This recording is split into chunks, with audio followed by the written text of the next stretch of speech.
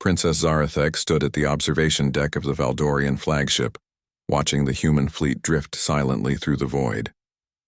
Their ships looked primitive compared to the sleek bioorganic vessels of her people, yet something about their angular metal hulls made her feel uneasy.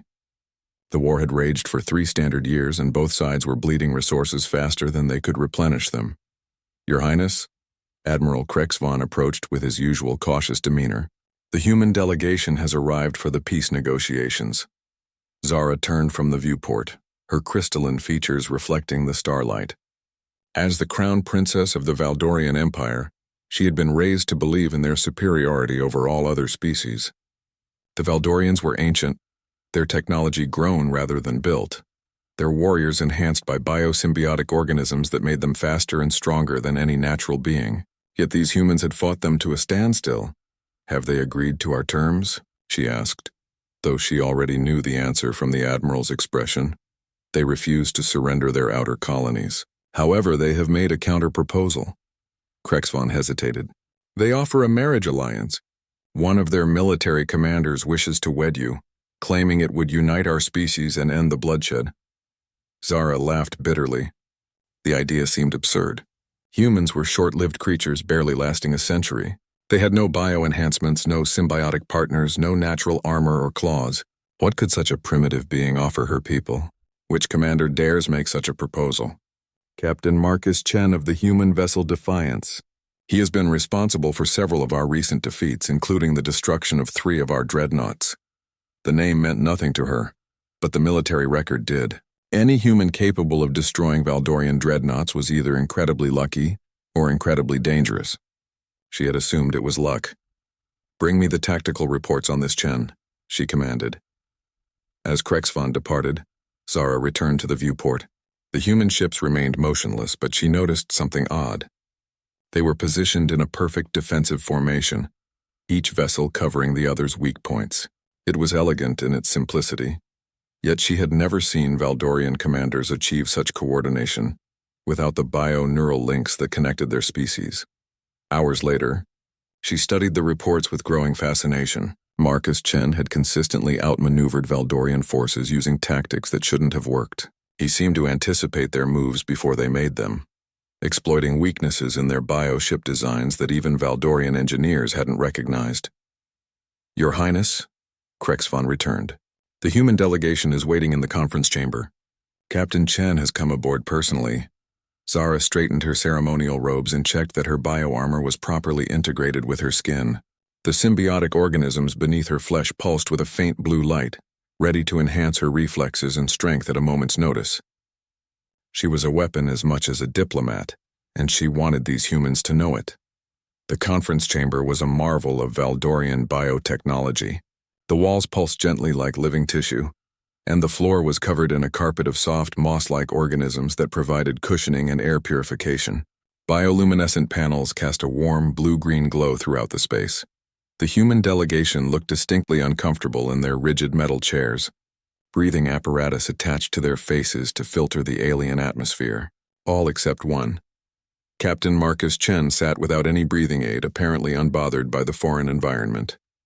He was smaller than she had expected, perhaps 6 feet tall with dark hair and intense brown eyes. His uniform was simple compared to the ornate armor of Valdorian officers, yet he carried himself with quiet confidence that commanded the room. "Your Highness?" He stood and offered a slight bow. "Thank you for agreeing to meet with us." His voice was calm, measured. She had expected crude bravado from a human warrior, but this man spoke like a diplomat. Yet intelligence reports confirmed he had personally led boarding actions against Valdorian vessels, fighting hand-to-hand with bio-enhanced warriors. "Captain Chen," she acknowledged, "I understand you have made an unusual proposal." "I have. Our peoples have been killing each other for 3 years. Both of our civilizations are suffering. Marriage between our species would demonstrate that coexistence is possible and give both sides a reason to choose peace over continued warfare." "And what makes you think you are worthy of such an alliance?" Zara allowed a hint of challenge to enter her voice. Marcus smiled slightly. "I don't claim to be worthy, Your Highness, but I am committed to ending this war, and I believe I can offer something your people value, which is victory." Not over your people, but alongside them. Imagine what we could accomplish if human tactical innovation combined with Valdorian biotechnology. The galaxy would have no choice but to acknowledge our united strength. Zara studied his face carefully. She had expected him to list his military achievements or promise tribute from human worlds. Instead, he spoke of partnership and mutual benefit. It was either brilliant diplomacy or genuine conviction. You realize that Valdorian marriage bonds are not merely ceremonial, she said. They involve bioneural linking. You would share my thoughts and I would share yours. Few alien species can survive the process. I understand the risks, Marcus replied without hesitation, but I also understand the potential rewards. True unity between our species begins with trust between individuals. Around the table, the human delegation shifted nervously. Even they seemed surprised by their commander's willingness to undergo such a dangerous procedure. Valdorian bioneural linking had killed alien subjects in past experiments. Zara felt a grudging respect for this human's courage, even if she doubted his wisdom. And if I agreed to this alliance, what assurance would my people have that humanity would honor the peace? My word, Marcus said simply, and my life. If humans break the peace, they break faith with their own military commander. That would be considered treason by my people. The simplicity of the answer surprised her. No complex treaties or guarantees, just personal honor. It was almost primitive, yet there was something appealing about its directness. I will consider your proposal, Zara said finally, but understand that any marriage between us would require you to prove yourself worthy, according to Valdorian custom. Are you prepared for such trials? Marcus met her gaze steadily. I am prepared for whatever is necessary to secure peace between our peoples. As the human delegation filed out of the chamber, Zara remained seated, studying the tactical reports once more. This Marcus Chen was either the bravest human she had ever encountered or the most foolish. Either way, he had given her much to consider. 3 days passed before Zara made her decision. The Valdorian High Council had debated furiously, with many elders declaring the marriage proposal an insult to their proud heritage. How could the crown princess bind herself to a creature that lived barely a century? Yet the war was draining their resources, and several outer worlds had already fallen to human forces. The trials will begin tomorrow, Zara announced to Marcus when she summoned him to her private chambers. You must understand these are not mere tests of strength or skill. They are designed to prove whether an alien can truly bond with our people. Marcus stood before her without his usual diplomatic retinue, having requested a private audience. The bioluminescent walls cast shifting patterns across his face as he listened intently. What do these trials involve? He asked. First, you must survive integration with a Valdorian biosymbiont. The organism will attempt to merge with your nervous system. Most aliens die within minutes from neural shock. Those who survive gain enhanced reflexes and strength, but the process is excruciating. Marcus nodded calmly. And the second trial? Combat.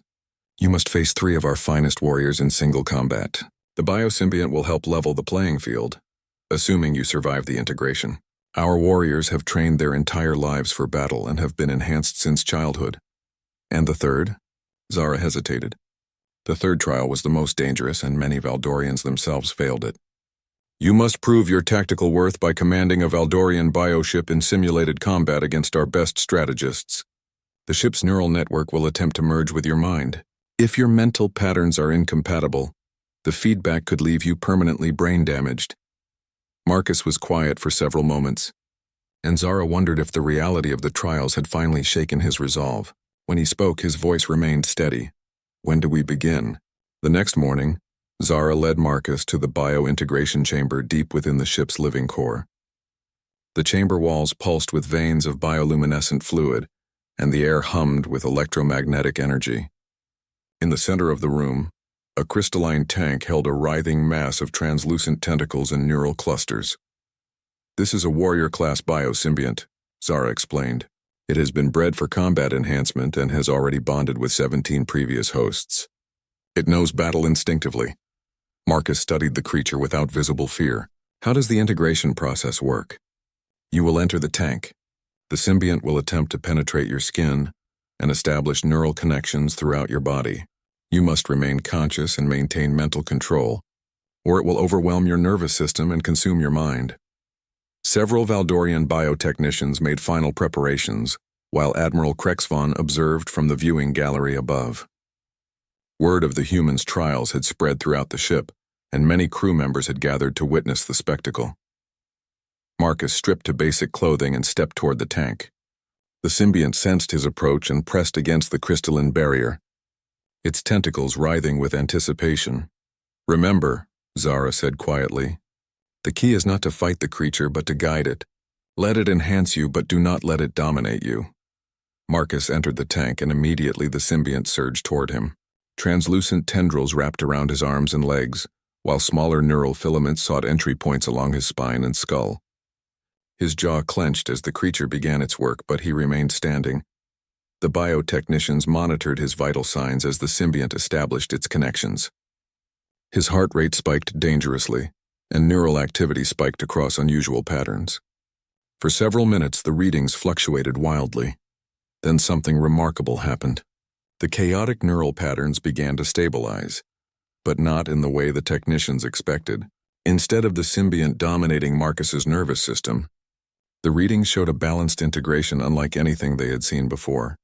Marcus's eyes snapped open, now flecked with the same bioluminescent blue as the symbiont. When he moved, his motions were fluid and precise, enhanced reflexes already evident. He stepped out of the tank with perfect balance, his muscles visibly more defined beneath skin that now showed faint patterns of bioenhancement. "Remarkable," breathed one of the technicians. "His neural patterns are actually complementing the symbiont rather than being overwhelmed by it." Zara stared in amazement. She had witnessed dozens of integration attempts, and most subjects either died quickly or emerged as mindless shells dominated by their symbionts. Marcus appeared to have achieved true symbiosis on his first attempt. "How do you feel?" she asked. Marcus flexed his hands, watching the play of enhanced muscles beneath biomarked skin. "Different, stronger. I can sense things I couldn't before, feel the ship's biological systems around us. But I'm still myself." "The integration process usually takes days to stabilize," Admiral Krexvon announced from the gallery. "Yet his readings show complete symbiosis already achieved." Marcus looked up at the Admiral. "When do we proceed to the combat trial?" "Immediately if you feel ready," Zara replied. She had expected him to need time to adjust to his enhanced physiology, but he moved with the confidence of someone who had been bioenhanced for years. The combat arena was a circular chamber with walls that could shift and change during battle, providing varied terrain and obstacles. 3 Valdorian warriors waited in the center, each a veteran of countless battles and enhanced with military-grade biosymbionts. The first warrior was Thekmor, a specialist in close-quarters combat, whose symbiont had given him razor-sharp bone spurs along his forearms and enhanced muscle density. The second was Vilandra, whose enhancements focused on speed and agility, allowing her to move like liquid shadow. The third was Korveth, a tactical fighter whose symbiont provided enhanced sensory perception and lightning-fast reflexes. "The rules are simple," Zara announced to the gathered observers. "Single combat against each warrior in succession. Victory is achieved by submission, incapacitation, or yield. No weapons other than bioenhancements are permitted." Marcus stepped into the arena, and immediately his posture changed. The symbiont was affecting his behavior, making him move with predatory grace. His enhanced senses could detect the other warriors' heartbeats, body heat, and even the electromagnetic signatures of their bioenhancements.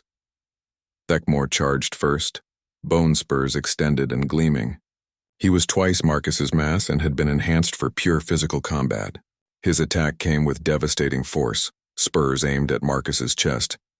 Marcus moved aside at the last possible moment, his enhanced reflexes allowing him to calculate the exact timing needed. As Thekmor passed, Marcus grabbed the warrior's extended arm and used his momentum against him, sending the massive Valdorian crashing into the arena wall. The move drew surprised murmurs from the observers. It wasn't the brute force approach they had expected from a newly enhanced fighter, but rather a demonstration of tactical thinking enhanced by biological improvement. Thekmor recovered quickly and attacked again, this time more cautiously.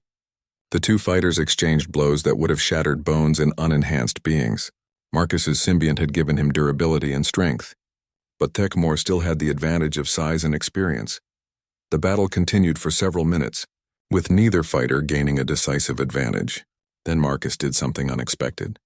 Instead of continuing to trade blows, he suddenly changed tactics, using his enhanced speed to stay just out of Thekmor's reach, while striking at precise nerve clusters along the warrior's bio-enhanced anatomy. Within moments, Thekmor's left arm went numb, then his leg. Marcus wasn't trying to overpower his opponent, but rather to systematically disable his bio-enhancements by targeting the neural connections between warrior and symbiont. Theka, more yielded when he could no longer feel his limbs. The second and third battles followed similar patterns. Marcus adapted his tactics to each opponent's strengths and weaknesses, using his enhanced abilities not just for brute force but as tools for precise, strategic combat. When the trials ended, the arena was silent. Marcus stood in the center, barely breathing hard despite having fought 3 of the Empire's finest warriors. "How did you know to target the neural connection points?" Zara asked as she approached. Marcus smiled slightly. "My symbiont showed me. Once we achieved true integration, I could sense how the bio-enhancements worked. From there, it was just a matter of tactical application." Admiral Krexvon descended from the observation deck, his expression thoughtful. "I have never seen anyone adapt to bio-enhancement so quickly, or use it so strategically. It was as if you understood our biotechnology better than warriors who have lived with it their entire lives."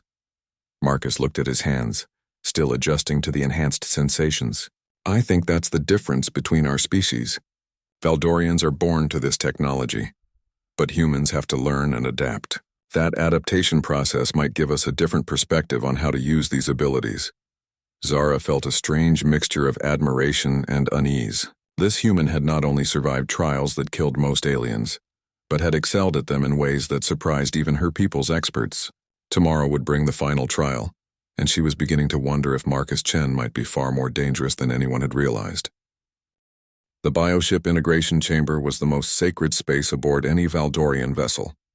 Here, the ship's living neural network connected directly with its commander's mind, creating a symbiosis between pilot and vessel that allowed for instantaneous response and unprecedented tactical awareness. The chamber itself was a marvel of biological engineering, with walls lined in neural tissue that pulsed with soft bioluminescence. Marcus stood before the integration throne, a living seat that would establish the neural connection between his enhanced mind and the ship's consciousness.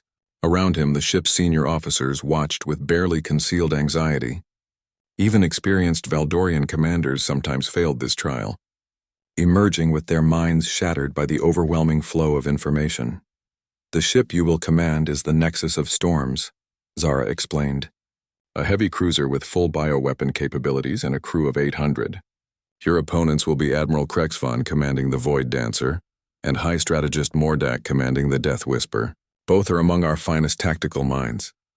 Marcus nodded, studying the pulsing neural interface before him. His biosymbiont had been sending him subtle warnings about the massive electromagnetic fields generated by the ship's neural network. The creature that now shared his nervous system recognized potential danger, but also opportunity. "What are the victory conditions?" he asked. "Disable both enemy vessels using any tactics you deem appropriate. The simulation will be conducted in real time with full weapon systems except for actual projectile deployment. All 3 ships will experience real damage and system failures based on successful hits." Marcus sat in the integration throne and immediately felt tendrils of bioneural tissue making contact with his spine and skull. The sensation was overwhelming at first, like trying to drink from a waterfall. Information flooded his consciousness. The ship's structural status, power distribution, crew positions, weapon readiness, sensor data, and thousands of other details. Most beings would have been crushed by the data flow, but Marcus's symbiont acted as a filter and translator, helping him process the information into comprehensible patterns. Within minutes, he could sense every deck of the ship, feel the heartbeats of crew members hundreds of meters away, and perceive space around them through sensors that detected everything from gravitational fluctuations to quantum energy. "Signatures integration complete," announced the biotechnician monitoring the process. "Neural compatibility is showing unprecedented levels. He's achieving full ship consciousness in record time." Through the ship's sensors, Marcus could perceive his opponent's vessels as they took position for the tactical trial. The Void Dancer was sleek and fast, designed for hit-and-run tactics, while the Death Whisper was a heavy assault vessel built for sustained combat. Both ships were commanded by veterans with decades of experience in bioship integration. Begin simulation, Zara's voice reached him through the ship's communication system. Immediately, both enemy vessels moved to flank positions, a classic Valdorian tactic designed to divide the target's fire and attack from multiple angles. Marcus felt their intentions through subtle changes in their bioship emissions and movement patterns. His enhanced perception, boosted by both his symbiont and the ship's neural network, allowed him to read their tactical thinking almost like an open book. Instead of turning to face one threat or the other, Marcus did something unexpected. He shut down all non-essential systems, redirected power to the engines, and accelerated directly toward the larger Death Whisper at maximum speed. What is he doing? Admiral Krexvan's voice crackled over the communication channel. That's a suicide run, but Marcus wasn't planning to ram the enemy vessel. At the last possible moment, he reversed engines and spun the nexus of storms in a maneuver that should have torn the ship apart. However, his perfect integration with the vessel's bioneural network allowed him to compensate for structural stress in real time, using the ship's living systems to absorb and redirect the enormous forces involved. The maneuver brought him alongside the Death Whisper at point-blank range, where the larger ship's heavy weapons couldn't target him effectively. Marcus unleashed a concentrated barrage of bioplasma cannons directly into the enemy's engine sections. Impossible, High Strategist Mordak transmitted as his ship's propulsion systems failed. No ship can survive that kind of stress maneuver. But Marcus was already moving again, using the Death Whisper's bulk as cover while he repositioned for an attack on the Void Dancer. Admiral Krexvan's vessel was faster and more maneuverable, but Marcus had anticipated this. Instead of pursuing the enemy ship, he launched a spread of bio-guided missiles that seemed to move in random patterns. Krexvan easily evaded the first wave of missiles, but then something strange happened. The projectiles began coordinating their movements, using the quantum entanglement properties of their bio-guidance systems to create a network effect. Marcus was controlling them not as individual weapons, but as components of a larger tactical system. The missiles herded the Void Dancer into a specific area of space, then suddenly converged from multiple angles simultaneously. Krexvan's ship, despite its superior speed, couldn't evade attacks coming from 6 different directions at once. Simulation complete, the biotechnician announced. Both enemy vessels disabled. Total engagement time, 11 minutes, 43 seconds. Marcus slowly disconnected from the ship's neural network, feeling oddly empty as the vast flow of information ceased. The integration throne released him, and he stood on unsteady legs, his symbiont helping him readjust to the limited perspective of a single biological body. The chamber was silent except for the gentle pulsing of bioluminescent panels. Admiral Krexvan and High Strategist Mordak had both arrived to observe the conclusion of the trial, their expressions a mixture of amazement and concern. In 40 years of bioship command, Krexvan said slowly, I have never seen tactics like those. How did you coordinate the missiles in a network pattern? That technique is theoretical at best. Marcus was still feeling disoriented from the neural disconnection, but he managed to answer. The ship's bioneural network is incredibly sophisticated. Once I achieved full integration, I could perceive quantum-level interactions between biological systems. The missiles weren't just weapons. They were extensions of the ship's consciousness, capable of coordinated behavior just like any other biological organism. And the stress maneuver? Mordak asked. Our engineers calculated that such forces should have destroyed your ship's structural integrity. The ship isn't just a vessel. It's a living organism, Marcus explained. When you treat it like a machine, you're only using a fraction of its capabilities. But when you work with its biological nature, it can adapt and respond to stresses that would break a metal ship apart. Zara studied him carefully. You speak as if you understood Valdorian biotechnology better than we do. Marcus met her gaze. Not better. Differently. Humans have always been good at adapting to new environments and technologies. When you combine that adaptability with biological enhancement and neural integration, it creates new possibilities. The implications of his words hung in the air. If one human could achieve such results with Valdorian technology, what might be possible if both species worked together? The trials are complete, Zara announced formally. Marcus Chen has proven himself worthy of marriage alliance according to our customs. She paused, then added quietly, though I suspect we have learned as much about our own capabilities as we have about his. Admiral Krexvon approached Marcus with something resembling respect.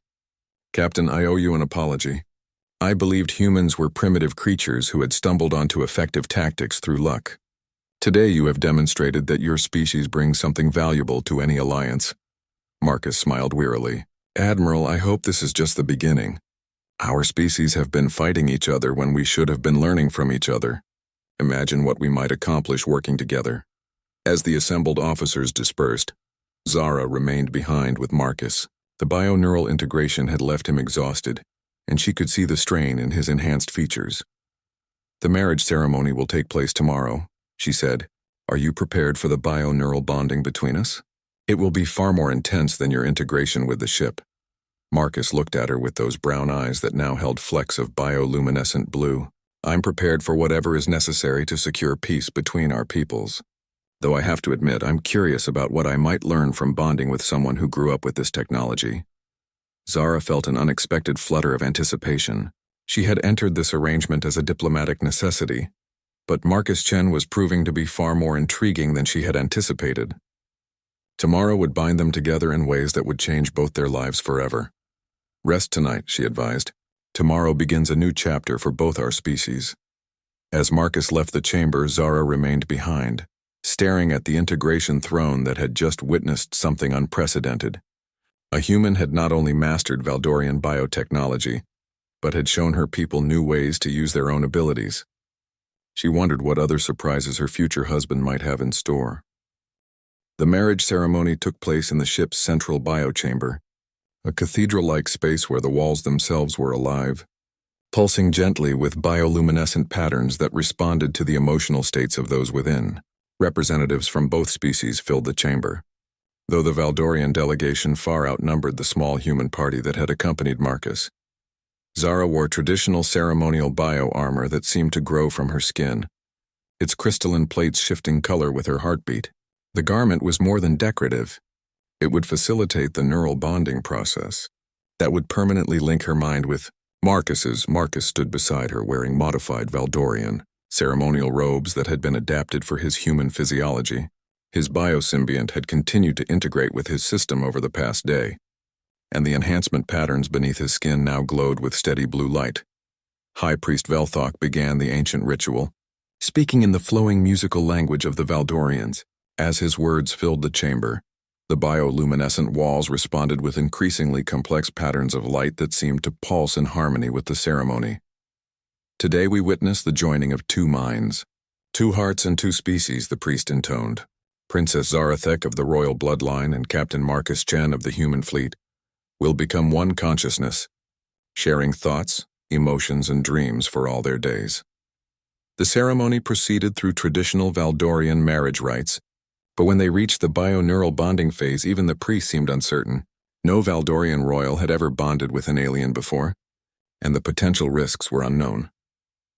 Zara and Marcus knelt facing each other in the center of the chamber, their hands placed on a bioneural interface that would facilitate the permanent mental connection. Unlike the temporary ship integration Marcus had experienced, this bonding would be irreversible. Are you ready? Zara asked quietly, her voice barely audible above the chamber's biological hum. Marcus nodded. I trust you. The simple statement surprised her.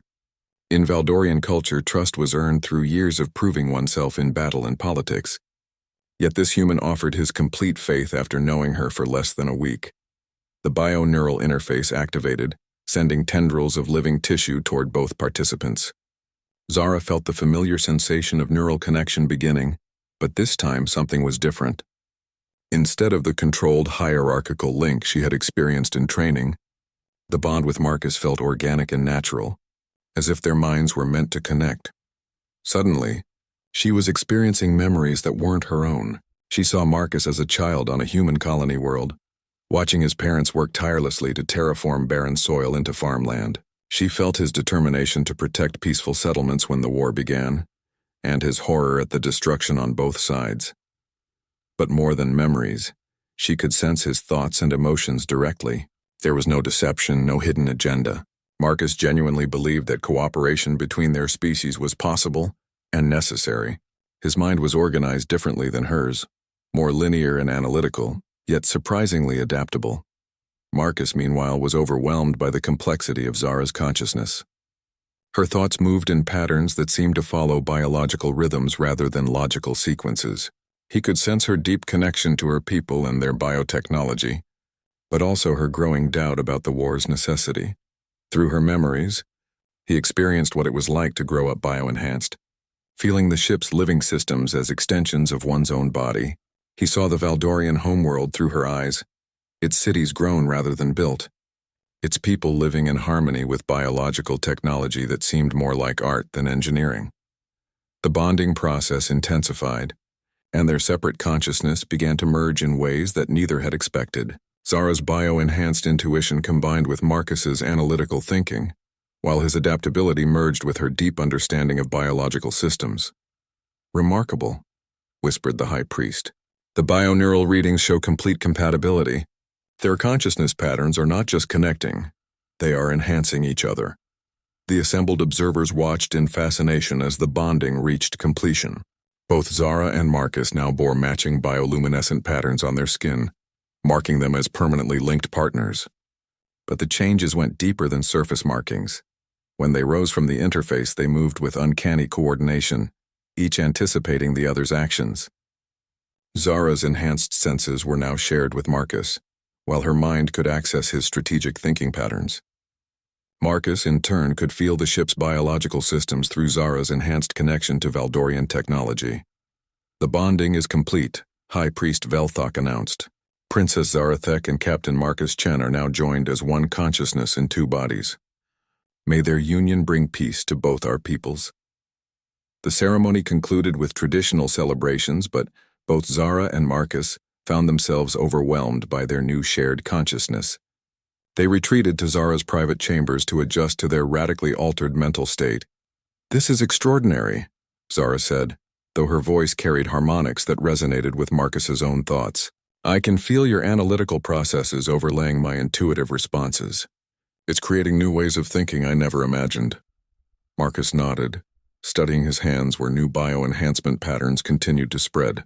"Your connection to biological systems is showing me possibilities I never considered. Human technology focuses on building tools to solve problems, but your approach is to grow solutions that adapt and evolve." They spent hours exploring their shared consciousness, discovering how their different mental patterns could combine to create enhanced capabilities. Zara's instinctive understanding of biological systems, merged with Marcus's strategic thinking, produced insights that neither could have achieved alone. But their private exploration was interrupted by urgent messages from both fleets. News of the successful marriage had reached the military commanders on both sides, and reactions were mixed. Some saw it as a hopeful sign of future cooperation, while others viewed it as dangerous weakness. Admiral Krexvan arrived at their chambers with disturbing news. "Your Highnesses, we have received communications from several Valdorian colony worlds. Separatist factions are claiming that the marriage alliance represents surrender to human forces. They are threatening to break away from the Empire and continue fighting independently." Marcus and Zara exchanged glances, their shared consciousness immediately understanding the implications. Through their neural bond, they could perceive the problem from multiple angles simultaneously. "What about the human fleet?" Marcus asked, already knowing part of the answer through his connection to Zara's enhanced senses. "My ships are reporting similar unrest," one of Marcus's human officers announced as he entered the chamber. "Some commanders are claiming you've been compromised by alien technology and are no longer fit for command." The newlywed couple sat in silence for several moments, their shared consciousness processing the crisis rapidly. Then Zara spoke, her voice carrying conviction that surprised even her. "We need to demonstrate that our alliance makes us stronger, not weaker. If both sides see tangible benefits from cooperation, the opposition will lose support." Marcus nodded, his strategic mind already working through possibilities. "There's a way to do that, but it would require both fleets to work together on a joint operation. Something that shows what we can accomplish when we combine our technologies and tactics." "What do you have in mind?" Admiral Krexvan asked. Through their shared consciousness, Zara and Marcus had already begun formulating a plan that neither could have conceived alone. It was ambitious, dangerous, and exactly the kind of bold demonstration that might convince both species of the Alliance's value. The Terran-Valdorian system, Marcus said. It's been contested territory for the entire war, with mining operations from both our species. Neither side has been able to establish permanent control because the other can always mount counterattacks. Zara continued the thought seamlessly. But if we could secure the system using joint tactics and establish a permanent cooperative settlement, it would prove that our alliance produces real strategic advantages. Admiral Krexvon looked skeptical. That system is heavily fortified by both sides. Taking it would require coordinated assault by the entire combined fleet. Exactly, Marcus and Zara said simultaneously, their shared consciousness speaking with one voice. And that's precisely why it will work as a demonstration. The plan they outlined was unlike anything either species had attempted before. It would require Valdorian bioships working in coordination with human tactical formations, combined technologies that had never been tested together, and most importantly, commanders from both species trusting each other completely. It was ambitious to the point of recklessness, but as their shared consciousness evaluated the possibilities, both Zara and Marcus knew it was their best chance to prove that the marriage alliance was more than just political theater. When do we begin? Admiral Krexvon asked, though his expression suggested he already knew the answer. Immediately, they replied in unison. Every day we delay gives these Paratus factions more time to undermine the peace. We need to act while both fleets are still united. As preparations began for the most complex joint military operation in either species' history, Zara and Marcus remained in their chambers, their shared consciousness working through tactical details with unprecedented speed and precision.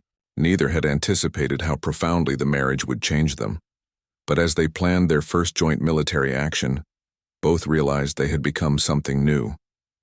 Not human, not Valdorian, but a hybrid consciousness that might be exactly what both species needed to survive. The joint fleet assembled at the edge of the Terran-Valdorian system looked like nothing the galaxy had ever seen. Sleek Valdorian bioships flew in formation alongside angular human vessels, their different technologies creating a striking visual contrast against the starfield. For the first time in 3 years of war, the two species were working together instead of trying to destroy each other. Marcus stood on the bridge of the flagship Nexus of Storms, his consciousness partially integrated with the ship's bio-neural network, while simultaneously coordinating with human tactical systems through his command interface. The dual integration should have been impossible, but his bond with Zara had fundamentally changed how his enhanced mind processed information. Zara occupied the ship's primary command throne, her bio-neural connection providing real-time coordination with the Valdorian vessels, while her shared consciousness with Marcus allowed her to understand human tactical doctrine in ways no Valdorian commander ever had. Joint Fleet Status Report, Marcus called out, his voice carrying across both Valdorian biocommunication networks and human radio channels. Human Battle Group.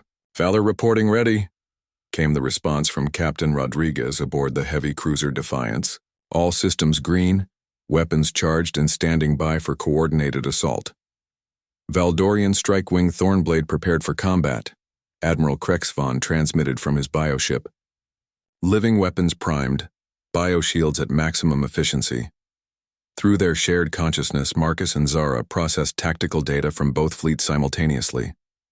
The Terran-Valdorian system was heavily defended by automated weapons platforms from both species, each designed to counter the specific tactics and technologies of their enemies. No single fleet could have taken the system without massive casualties, but the combined force had capabilities that neither species had faced before. Begin Phase 1, Zara announced, her command transmitted through bio-neural networks to every Valdorian ship while Marcus simultaneously coordinated human formations. The attack began with something that had never been attempted in interstellar warfare. Perfectly synchronized assault patterns using technologies that complemented each other's strengths. Human ships provided long-range missile bombardment and electronic warfare capabilities, while Valdorian bioships used their living weapons and adaptive defenses to close distance and engage at short range. The automated defense platforms, programmed to counter either human or Valdorian tactics, found themselves facing coordinated attacks that their programming couldn't handle. Human missiles created openings that Valdorian bioships exploited, while Valdorian adaptive shields protected human vessels as they recharged their weapons. Systems. Defensive grid is adapting faster than projected, reported the tactical officer, monitoring the enemy responses. The automated systems are beginning to coordinate their countermeasures.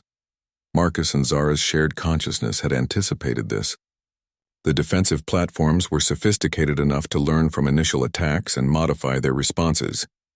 However, the joint fleet had advantages that the automated systems couldn't predict. Phase 2, execute, they commanded in unison.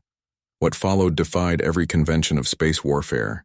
Instead of maintaining separate battle groups, the human and Valdorian ships began weaving between each other in complex patterns that should have resulted in catastrophic collisions. But Marcus's integration with both command systems allowed him to coordinate movements with precision that organic reflexes alone couldn't achieve. Valdorian bioships used their living hulls to absorb damage meant for human vessels, while human ships provided covering fire that allowed bioships to regenerate and repair battle damage. The combined tactics created a fighting force that was more resilient and adaptable than either species could achieve. Alone, impossible, transmitted Captain Rodriguez as he watched a Valdorian cruiser literally grow new weapon systems to replace ones damaged in battle. Their ships are adapting to our tactical requirements in real time. Admiral Krexavon was equally amazed by human capabilities. Captain Chen's fleet is providing exactly the right support at precisely the right moments. It's as if they can predict our tactical needs before we're aware of them ourselves. The truth was even more remarkable. Through their bio-neural bond, Marcus and Zara were sharing tactical consciousness across both fleets simultaneously. Every human ship commander could access Valdorian intuitive responses through Marcus's connection, while every Valdorian pilot could tap into human analytical thinking through Zara's bond. The result was a level of coordination that transcended what either species could achieve independently. But the real test came when the defensive platforms activated their final countermeasure, a massive energy weapon designed to destroy entire fleets by overloading their power systems. The weapon had never been used before, as no single fleet had been powerful enough to trigger its activation.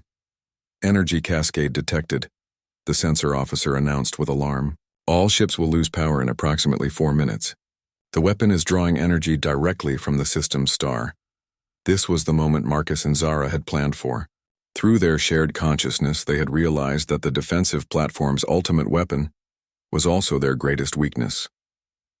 All ships, prepare for bio-neural integration, Zara commanded. What she was proposing had never been attempted. Instead of individual ships maintaining separate power systems, the entire joint fleet would function as a single biological organism. Valdorian bioships would share their living energy systems with human vessels, while human ships would provide the computational power needed to coordinate such a massive integration. Beginning fleet-wide integration, Marcus announced, his consciousness expanding to encompass every ship in both battle groups. The integration process was overwhelming even for his enhanced mind. He found himself simultaneously controlling dozens of vessels, coordinating their movements, managing their power systems, and processing tactical data from hundreds of different sources. His biosymbiont worked frantically to help him process the enormous information flow, but Zara's consciousness was there to support him, her natural bio-neural abilities helping to stabilize the connections across the entire fleet. Together, they created a command network that turned the joint fleet into a single, living weapon. When the energy cascade reached them instead of devastating individual ships, the weapon's power was absorbed and redistributed across the entire fleet's integrated bio-neural network. The human ship's computational systems processed and channeled the energy, while the Valdorian bioship's living systems converted it into useful power. The joint fleet not only survived the attack, but emerged stronger than before. All defensive platforms neutralized, reported the tactical officer, though her voice carried notes of amazement. The energy weapon overloaded their own systems when it failed to destroy us. The Terran-Valdorian system was theirs, but more importantly, they had demonstrated something that would change both species forever. The integration had shown every ship commander, every crew member, and every observer that human and Valdorian capabilities could combine to create something unprecedented. Begin Phase 3, Marcus and Zara announced together. Phase 3 wasn't about conquest, but about construction. Using the combined fleet's resources and technologies, they began establishing the first truly integrated human Valdorian settlement in the system. Human engineering expertise combined with Valdorian biotechnology to create structures that were both grown and built, both organic and mechanical. As word of their success spread to both fleets and their respective governments, the opposition to the marriage alliance began to crumble. Seeing human and Valdorian technologies working together to create something neither could achieve alone was more persuasive than any political argument. "Admiral," Captain Rodriguez transmitted privately to Marcus, "I owe you an apology. When you first proposed this alliance, I thought you were taking an enormous risk for minimal gain. Now I see that you weren't just ending a war, you were beginning something entirely new." Admiral Krexvon's response was similar. "Princess Zara, your bond with the human commander has created possibilities that our finest strategists never imagined. This alliance may be the most important development in our species' history." As the joint fleet settled into protective positions around their new settlement, Marcus and Zara remained on the bridge of the nexus of storms, their shared consciousness processing the enormity of what they had accomplished. The separatist factions won't be able to argue against results like these, Zara observed through their neural link. Marcus nodded, though his enhanced senses were detecting something troubling in the outer system. "The question is whether everyone will be willing to accept what we've proven. Change this significant always creates resistance." Through the ship's biosensors, enhanced by their combined consciousness, they could detect ships approaching the system. The energy signatures were familiar, but the formation patterns were wrong. Someone was coming to challenge their success, and Marcus and Zara realized their greatest test was yet to come. The approaching fleet was massive, larger than any single force either species had assembled during the war. Through their enhanced sensors, Marcus and Zara could identify vessels from both human and Valdorian separatist factions flying together in an alliance born of mutual opposition to the marriage treaty. "Incoming transmission," the communications officer announced with tension evident in her voice. The main display showed two figures: Admiral Sarah Morrison, Marcus's former commander in the human fleet, standing beside War Prince Thekval, one of Zara's own cousins and a vocal opponent of the alliance. "Captain Chen," Admiral Morrison's voice was cold with disappointment, "you have been declared unfit for command by the Human Defense Council. Your integration with alien biotechnology has compromised your ability to serve human interests." War Prince Thekval's bio-enhanced features glowed with aggressive patterns as he spoke. "Princess Zarathek, the Royal Council has voted to strip you of your titles for betraying our species through unnatural bonding with a primitive alien. Your marriage is declared invalid." Marcus and Zara's shared consciousness processed the implications instantly. Both governments had been overthrown by hardline factions that viewed the alliance as an existential threat to their species' independence. Furthermore, Admiral Morrison continued, "We demand immediate surrender of all joint forces and dissolution of the illegal settlement you have established. You have 1 hour to comply before we take action to restore proper order." The transmission ended, leaving the bridge in tense silence. Through bioneural networks and communication channels, similar messages were being delivered to every ship in the joint fleet. The Separatist Alliance was giving individual commanders the chance to abandon the integration and return to their original sides. "Ship status report," Marcus called out, dreading what he might hear. 3 human vessels are powering down integration systems," came the response. "They appear to be preparing to disengage from the joint fleet." Zara's consciousness touched his through their bond, sharing both concern and determination. 2 Valdorian bioships are severing neural connections with the network. Their commanders are requesting permission to withdraw. The joint fleet that had seemed so unified just hours before was beginning to fracture under political pressure from both home governments. Marcus and Zara realized they faced a choice that would determine not just their own futures, but the fate of both species. Through their shared consciousness, they reached the same conclusion simultaneously. "All ships." "This is Joint Command," Marcus announced, his voice carrying across both fleets' communication networks. "Any vessel that wishes to withdraw from the alliance may do so immediately. We will not compel anyone to remain who does not choose to be here." The statement surprised many observers, who had expected the joint commanders to try to hold their force together through persuasion or threats. Instead, Marcus and Zara were allowing their fleet to dissolve voluntarily. However, Zara continued, we want every commander and crew member to understand what they are choosing between. The Separatist Alliance offers a return to the old ways, endless warfare, technological stagnation, and the certainty that both our species will eventually destroy each other. Marcus picked up the thought seamlessly.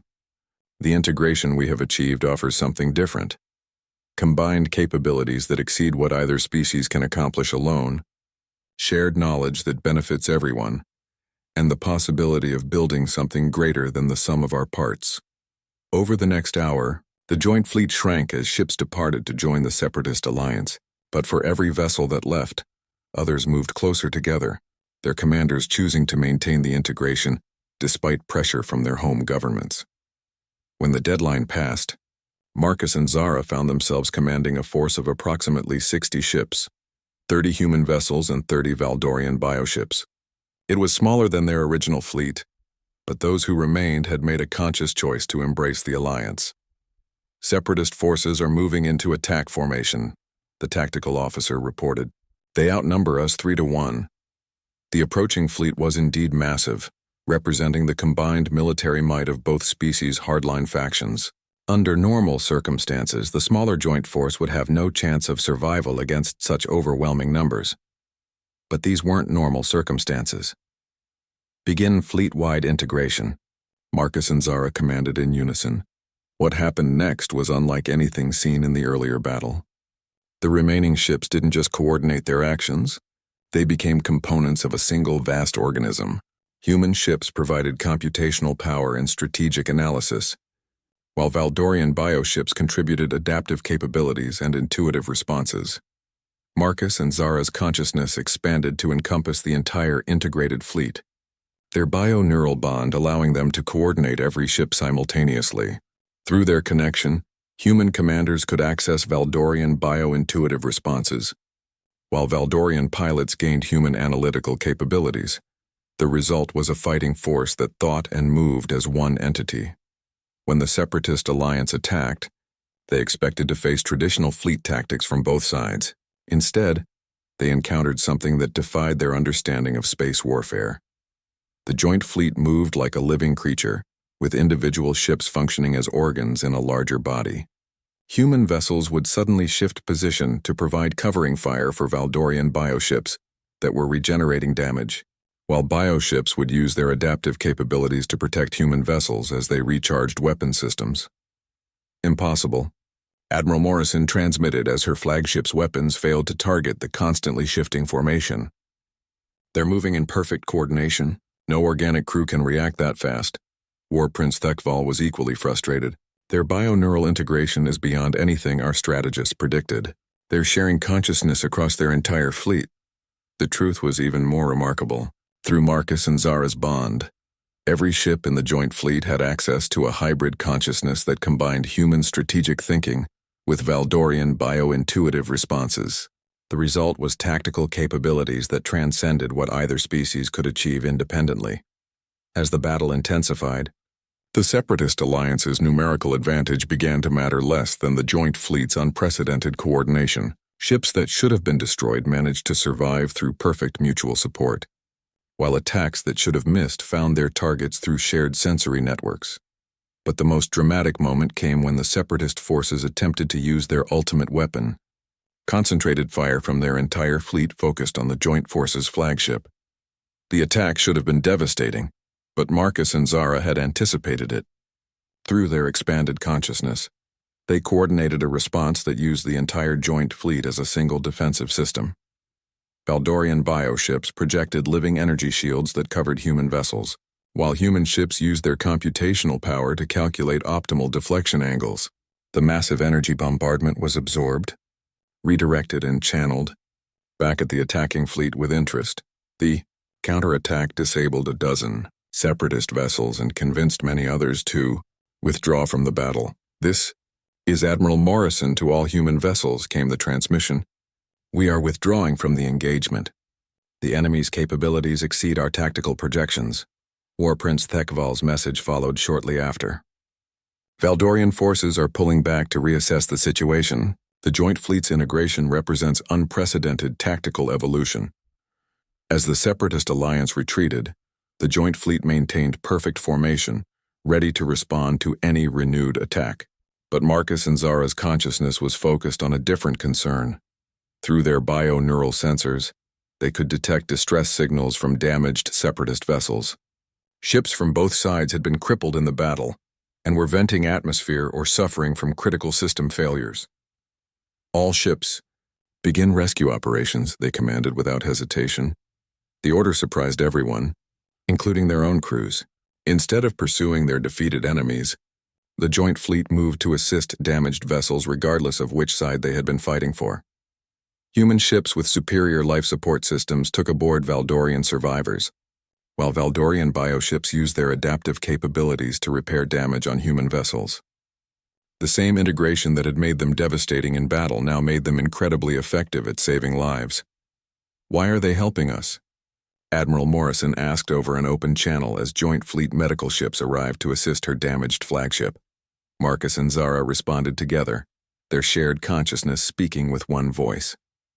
Because the goal was never to defeat our own people. The goal was to prove that cooperation produces better results than conflict. As rescue operations continued throughout the night, word of the battle and its aftermath spread to both home governments. The Joint Fleet hadn't just defeated a superior force, they had demonstrated mercy and cooperation that transcended species loyalty. The political implications were enormous, but Marcus and Zara were focused on something more immediate. Through their expanded consciousness, they had sensed something troubling during the battle, signs of an external threat that neither species had detected. Their integration had revealed enemy signals at the edge of known space, suggesting that while humans and Valdorians had been fighting each other, something else had been watching and preparing. The war between their species was ending, but a larger conflict was about to begin. 6 months after the battle that ended the human-Valdorian War, the galaxy had changed in ways that few could have predicted. The joint settlement in the Terran-Valdorian system had grown into a thriving city where human engineering and Valdorian biotechnology created marvels that neither species could have achieved alone. But it was the discovery of the external threat that truly united both species.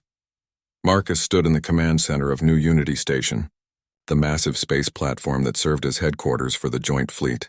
His consciousness was partially integrated with the station's bio-neural networks, while simultaneously connected to human tactical systems, a feat that had become routine for officers trained in the new integration protocols. Zara occupied the primary bio-neural throne, her enhanced senses monitoring deep space sensors that now used combined human and Valdorian technology to peer farther into the void than either species had managed. Independently, long-range, sensors are detecting another probe, she announced, her voice carrying harmonics that resonated through bio-neural networks across the station. Same energy signature as the others, but this one is active and transmitting. Through their shared consciousness, Marcus processed the tactical implications while Zara analyzed the biological patterns in the alien transmissions. Over the past months, they had detected 17 such probes at the edges of known space, each one clearly of non-human and non-Valdorian origin. Translation matrix is showing partial success, reported Lieutenant Commander Torres, one of the growing number of human officers who had undergone bioenhancement integration. The transmission appears to be a survey report describing both our species' capabilities. Admiral Krexvon, now serving as Joint Fleet Tactical Coordinator, entered the command center with urgent news. Princess Captain, we have received responses to our diplomatic overtures. Both the Human Defense Council and the Valdorian Royal Assembly have agreed to formal alliance ratification. The political transformation had been remarkable. The separatist factions that had opposed the marriage alliance found their support evaporating when faced with evidence of an external threat. Nothing united former enemies like the discovery of a common danger. What about the integration program? Marcus asked, though through his bond with Zara he could already sense part of the answer. Voluntary enrollment has exceeded all projections, Krexvon replied with satisfaction. We now have over 3,000 human personnel who have successfully bonded with biosymbionts, and nearly 2,000 Valdorians who have undergone human tactical training. The integration program had started as a necessity for the Joint Fleet, but had evolved into something far more significant. Humans who underwent bioenhancement gained not just physical improvements, but access to Valdorian biointuitive thinking. Valdorians who learned human techniques developed analytical capabilities that enhanced their natural bioneural connections. "Sir," called out Ensign Cathara, a young Valdorian who had been among the first to complete human tactical training. "The probe is changing course. It's heading directly toward our position." Through the station's enhanced sensors, Marcus and Zara watched the alien probe accelerate far beyond anything either of their species could achieve. Its technology was clearly more advanced than their combined capabilities.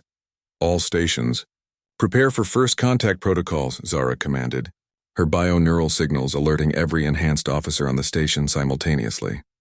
The probe arrived within hours. A sleek metallic construct that showed no obvious weapons or shields, yet radiated energy patterns that made both human sensors and Valdorian biodetectors register caution warnings. "Incoming transmission," announced Communications Officer Park, her voice tight with concentration. "The translation matrix is working, but the language structure is unlike anything in our databases." The main display flickered to life, showing a figure that was clearly intelligent, but definitely alien to both human and Valdorian experience. The being was tall and angular, with crystalline features that seemed to shift and change as it spoke. "I am Survey Commander Jektar of the Hegemony Collective," the alien announced, its translated words carrying undertones of absolute authority. "We have been monitoring the conflict between your species with great interest." Marcus and Zara's shared consciousness immediately began analyzing every detail of the transmission, from the alien's biomechanical appearance to the subtle energy patterns surrounding its communication system. "Your primitive war has provided valuable data on your capabilities and limitations," Jektar continued. "However, your recent cooperation has created an unexpected variable that requires reassessment." The implications hit both commanders simultaneously. The Hegemony Collective hadn't just been watching their war, they had been studying it as preparation for conquest. "The Collective has determined that your combined species represents a potential threat to galactic stability," the alien declared. "Therefore, we will now commence pacification operations to ensure your technologies do not spread beyond your current territories." The transmission ended abruptly, and immediately the probe began broadcasting signals that caused alarms to sound throughout the station. "Energy cascade detected," reported the sensor officer with alarm. "The probe is somehow interfering with our power systems." But this time Marcus and Zara were prepared. Through their expanded consciousness and the station's integrated bioneural networks, they had sensed the attack coming and implemented countermeasures. "All personnel, implement Integration Protocol 7, Marcus commanded while Zara simultaneously coordinated bioneural responses across the station. What followed was a demonstration of how far human Valdorian integration had progressed. Instead of the probe's energy attack overwhelming their systems, the station's hybrid technology absorbed and redirected the alien energy into their own power networks. The probe, apparently unprepared for such an adaptive response, ceased its attack and retreated to a safe distance. "Message transmitted to all integrated settlements and joint fleet vessels," reported the communications officer. "We are implementing galaxy-wide defense protocols." Over the following weeks, the Hegemony Collective's true intentions became clear.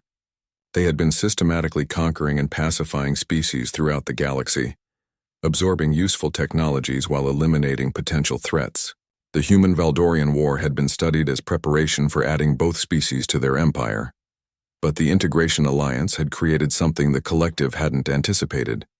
A hybrid civilization that combined the best capabilities of both species while adapting and evolving faster than either could manage, alone. The first major confrontation came when a hegemony fleet attempted to capture the outer human colonies. They expected to face primitive human technology and were unprepared for bio-enhanced defenders using hybrid tactics. Human colonists with biosymbiont partners could anticipate hegemony attacks through enhanced senses, while their settlements used Valdorian biotechnology to adapt and repair damage faster than the aliens could inflict it. The hegemony's second mistake was attacking a Valdorian bioship convoy escorted by human vessels. The aliens' energy weapons were designed to overload traditional bioneural networks, but the hybrid fleet's integrated consciousness absorbed and redirected the attacks with devastating effectiveness. Sir, Lieutenant Commander Torres reported from the tactical station. We're receiving reports from 17 different battle zones. Hegemony forces are being repelled at every engagement. Marcus and Zara's shared consciousness processed reports from across the galaxy. The Integration Alliance wasn't just holding its own against a technologically superior enemy. It was winning through adaptive tactics that the collective couldn't counter. They're retreating from all contact zones, Admiral Krexavon announced with satisfaction. Survey Commander Jektar is requesting negotiation under galactic diplomatic protocols. The negotiation took place at New Unity Station, with Jektar arriving aboard a massive hegemony vessel that dwarfed even the largest human or Valdorian ships. But size meant less when facing an enemy that could turn your own weapons against you. The collective acknowledges that your alliance represents a significant variable in galactic affairs, Jektar admitted with what might have been respect. Your hybrid capabilities exceed our projections for either species independently.